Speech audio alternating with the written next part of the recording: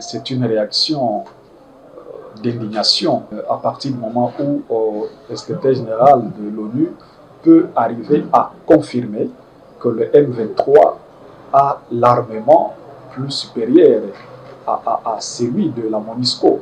La MONUSCO, il s'agit là des Nations Unies. C'est une armée, une brigade des Nations Unies, toutes les nations mises ensemble. Mais il nous révèle aujourd'hui que le M23 a un arsenal militaire beaucoup plus performant et de nouvelles générations, vous vous rendez compte. Mais lorsqu'on lui pose la question, c'est venu d'où? On sent qu'il est vraiment totalement dans une certaine ambiguïté, c'est-à-dire qu'il ne sait pas réellement répondre d'où étaient venus, n'est-ce pas, les ravitaillements en termes de ces armements-là. Et nous pensons que le parti, ou plutôt le pays, est tellement sous un complot international. Et lorsque nous analysons cette solution, et avec celle proposée par Vital Kamerhe, parce que Vital Kamerhe, ce n'est pas un secret pour tous, il est dans sa tournée à l'est du pays qu'on appelle Caravane de la paix. Mais à l'est, qu'est-ce qu'il a proposé? C'est presque la même chose parce qu'il a proposé un plan qu'on appelle plan triangulaire. Et pour lui, le plan triangulaire suppose que la RDC, l'Ouganda et le Rwanda se mettent ensemble et qu'ils mettent au milieu le M23. Et entre-temps, il soutient qu'il importe que la RDC puisse écouter les revendications qu'il qualifie de légitimes du M23.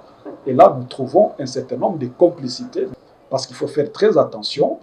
Lorsque le gouvernement nous dit d'abord que le M23 est un mouvement terroriste, soutenu par le Rwanda, et que l'ONU nous demande de discuter avec celui qui soutient ou qui agresse notre pays, et que Vital Kamerhe lui-même, un allié stratégique de Tshisekedi, aille en mission. Vous savez que nous sommes sous état de siège au Nord Kivu.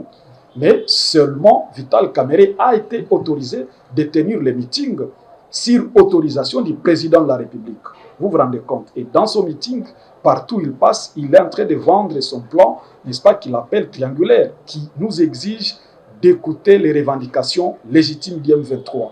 Comment est-ce qu'un État sérieux, c'est là que je parlais de refonder l'État, un État sérieux qui qualifie des mouvements terroristes, n'est-ce pas, et qui demande en même temps qu'on puisse écouter ces revendications légitimes.